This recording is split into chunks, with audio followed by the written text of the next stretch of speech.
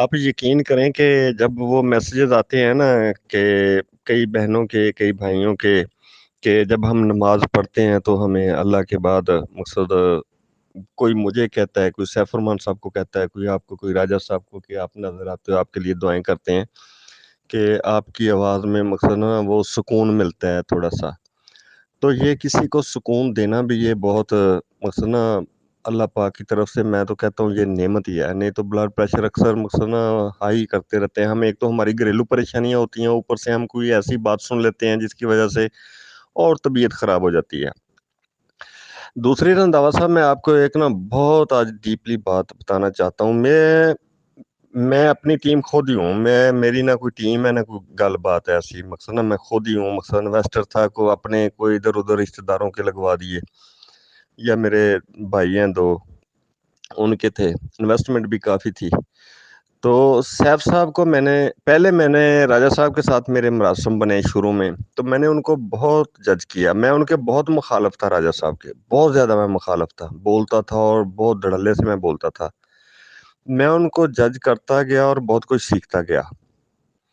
اور ٹھیک ہے، مقصد کچھ نہ کچھ انسان سے غلطیاں کوتاہیاں بھی ہوتی ہیں. جیسے یہ ویب سائٹ میں تھوڑا سا ٹائم اوپر نیچے ہو گیا تو لوگ ہائپر ہوئے ہیں کہ مقصد کوئی کچھ کہتا ہے تو میں نہیں چاہتا کہ کسی کو کوئی بندہ کہ آپ جھوٹ بولتے ہو، فلاں کرتے ہو، فلاں کرتے ہو جاتے ہیں مسئلے مسائل. اب میں نے مستری گھر میں لگوایا، میں آپ فار ایگزامپل آپ کو دیتا ہوں.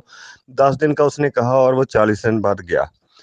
تو ایسا ہوتا رہتا ہے. سیف صاحب کو پھر میں نے نا بڑا ڈیپلی، بہت ڈیپلی میں نے ان کو نا مقصد گہرائی تک میں نے ان کو دیکھا.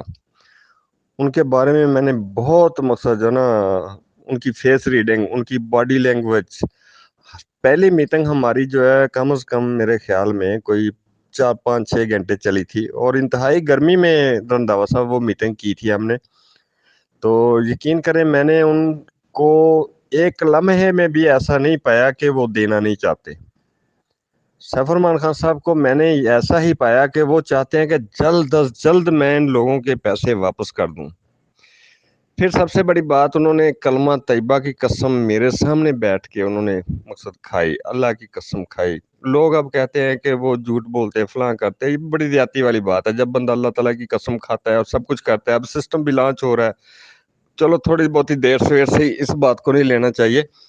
تو ہمیں اللہ کو بھی دیکھنا چاہیے، کلمہ طیبہ کو بھی دیکھنا چاہیے، اور انسان کو بھی دیکھنا چاہیے کہ ایک انسان کہہ رہا ہے کہ میں دے رہا ہوں، میں دے رہا ہوں، میں دے رہا ہوں، پھر بھی ہم اس پہ مقصد بے یقینی کریں تو یہ بات میری سمجھ سے نہ بالاتر ہے.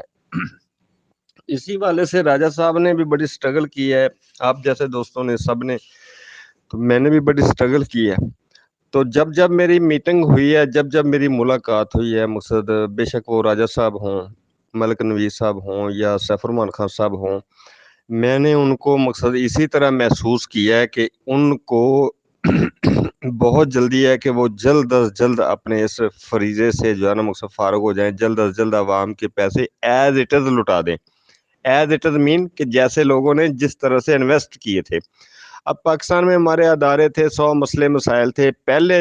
جب تک یہ سسٹم چلتا رہا کوئی کمپلین نہیں ہے کہ ہمیں پروفٹ نہیں ملا یا کوئی مسئلہ. جب وہ جیل میں چلے گئے تو وہ بندہ کیا کرتا، جیل سے باہر آیا تو پھر ان کے قانونی معاملات ایسے ہیں کہ وہ اب اپنے منہ سے ایک لفظ بھی نہیں بول سکتے، پھر ان کے لیے مسئلے مسائل بن جائیں گے.